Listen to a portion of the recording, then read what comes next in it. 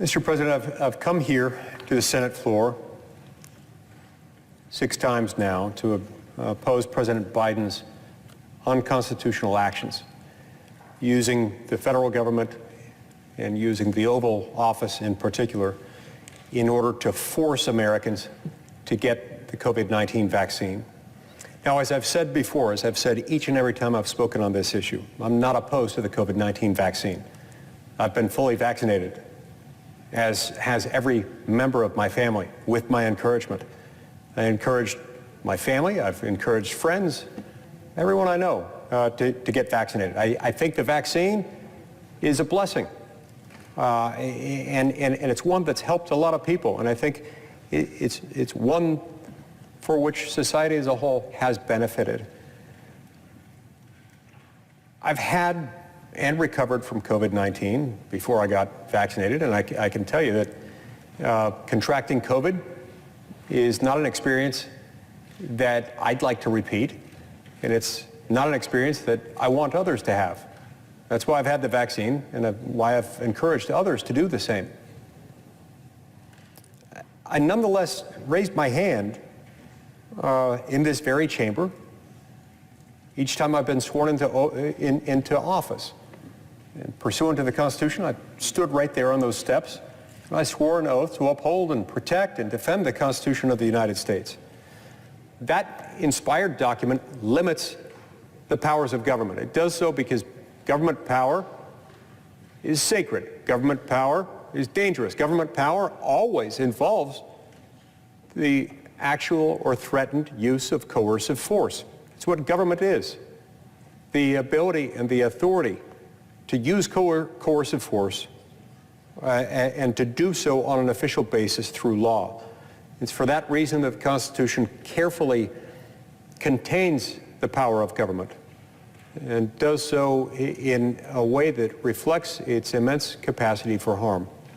There are lots of other things that are useful that we have to be careful when handling.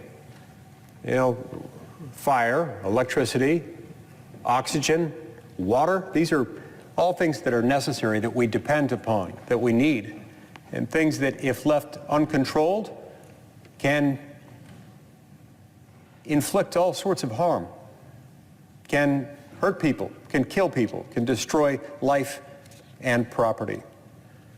And so that's why the Constitution goes to great lengths to draw boundaries and assign authority not only to different branches of government, but also different levels of government. In fact, every single provision of the U.S. Constitution is itself a form of limitation on government power. These protections were designed to prevent government from excessively burdening the American people, because we've seen over time the tendency of governments to abuse that power, and in particular, the tendency of governments to become abusive when there's a dangerous accumulation of power in the hands of the few. Tragically, and under the direction of Senates and Houses of Representatives and White Houses of every conceivable partisan combination, we've strayed far from the design of our government, the design put in place by the Constitution. The very same Constitution to which we've all sworn an oath. And as a result of that, Americans are now forced to work many months out of every year just to pay their federal tax obligations. Only to be told after the fact, by the way, that that's not nearly enough, because we're now nearly $30 trillion in debt. In closing, the monetary printing presses are pumping out tsunamis of fiat currency that eat away at Americans' savings and earnings. Government regulations cost trillions of dollars a year as a hidden, backdoor, invisible, and highly regressive tax on American productivity and on American development. And this is a tax that is borne disproportionately by poor and middle-class Americans who find that everything they buy, goods and services alike, become more expensive, and who find that they also pay for it with diminished wages, unemployment, and underemployment. Almost every aspect of American life is now inappropriately restricted, directed, or taxed by the federal government. President Biden's recent mandate adds yet another roadblock to millions of Americans just trying to get by, forcing them to choose between getting vaccinated on the one hand and having a job on the other hand. What it's doing is it's saying, look, you don't agree with the government position on this? Fine. You're going to lose your job. You're going to pay. You're going to lose your job. You're going to be rendered unemployed and effectively unemployable. Not only that, but we're going to do it in a way that many instances will render it basically impossible for you to recover unemployment benefits. One of the things that's particularly devious about this one is that the mandate itself hasn't been issued. And yet it's been now a month and a half or so since President Biden gave the speech announcing his intention to create it. Now, had he created it, we would at least know what we were dealing with. We would know the precise source of authority in the law that he was claiming. We would know the contours of how it would be enforced. We would know the contours of any exceptions to the mandate. And because we would have an order, there would be something that people could challenge in court where necessary. But as of right now, we have none of those things. We have only this Damoclean sword hanging over the American people who are forced to guess. In the meantime, we've got corporate America.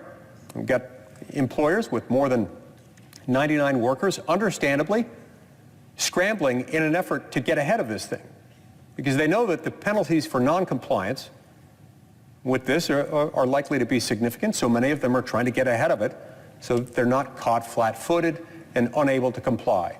As a result, many of these have just tried to guess at what the mandate will say and adopted those policies, sometimes knowing that their policies might be more aggressive than what the federal government will require. But in the meantime, this leaves no one accountable. The corporations have the federal government to blame, and the federal government responds by saying, well, there is no policy yet.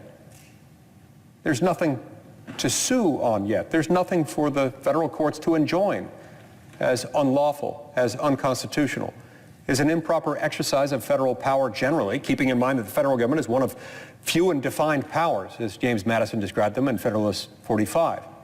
The powers reserved to the states are numerous and indefinite. We flip that on its head here.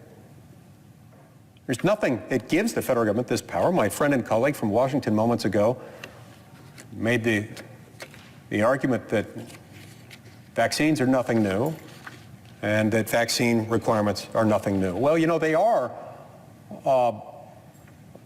new when it comes to a general mandate issued by the federal government to do this. Yes, there have been mandates in the past, but insofar as they deal with the general population as opposed to military personnel or certain government workers, these are not federal law issues. These have been state law issues. The federal government has no general police powers. Even if there were power within the federal government to do this, which I assure you there is not, we know for certain that one person acting alone, even if that person is the President of the United States, has not the power to do this.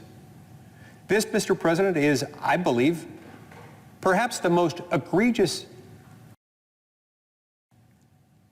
example of presidential overreach, the most shameless executive branch power grab since President Harry Truman seized all steel mills in the United States in the 1950s in order to support the Korean War effort. Now, President Truman didn't get away with that. The Supreme Court appropriately struck that down as well outside presidential powers. You see, nothing in the Constitution and nothing in federal statute gave President Truman the power to seize steel mills simply because he deemed them an important part of the war effort.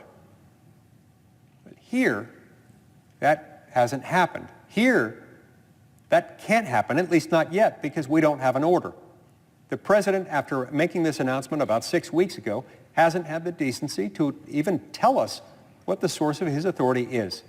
And I'll let you in on a secret. He has none. He has not a single scintilla, not a shred of authority, not statutorily, not constitutionally, to do this. He doesn't have the power to do it. Now, lest you be deceived into thinking that this is an academic infringement of some esoteric liberty, it is not. Let's be honest about what we're doing here. We're telling hardworking American moms and dads, if you do not succumb, if you do not heal, if you don't obey the presidential dictate at issue here, you're going to lose your job. We're making them decide between getting a vaccine, to which they may have a medical or a religious or some other legitimate exemption on the one hand, and on the other hand, becoming unemployed and unemployable, and in many instances unable to even attain unemployment benefits. Because you know what a lot of these companies are doing? Again, in order to get ahead of the mandate, they're adopting their own draconian, aggressive policies. They're already firing people, and in some cases, they're not firing them. They're putting them on unpaid administrative leave, making it impossible for them to get unemployment. Is that really what we want to do? Look, I understand the COVID-19 vaccine is a good thing. I consider it a medical miracle of sorts. What do you say to somebody whose religious beliefs make this an unacceptable choice for them? What do you say to someone with a genuinely serious medical condition? Someone who has been told by his or her board-certified medical doctor, don't get this vaccine. You, in your case, you shouldn't get it because of medical condition X, Y, or Z. What do you say to that person? Do you really want to tell that person that them being brought to heel with a federal directive issued by one person in the absence of any statutory or constitutional authority to do that, that's more important, that's so compelling, that they have to be rendered unemployed, unemployable, and ineligible in many instances to even collect unemployment? Is that really what we've sunk to? I hope not. I don't believe we have. The American people know better. They know that that's not how we resolve disputes in this country. It's certainly not how we treat religious minorities or people with medical conditions that make them have a different set of concerns than other people. That's not how we act. By the way, it's also a good reason why we don't make law in this country through one person. Because of course, Mr. President, a law like that would never pass. Would never pass here in the Senate or in the House of Representatives. It couldn't withstand that kind of scrutiny. Not the way it's been laid out. Not a chance. Deep down, the President of the United States perhaps knows this. I can only assume, of course, I can't read another human being's subjective mindset, but I can only assume that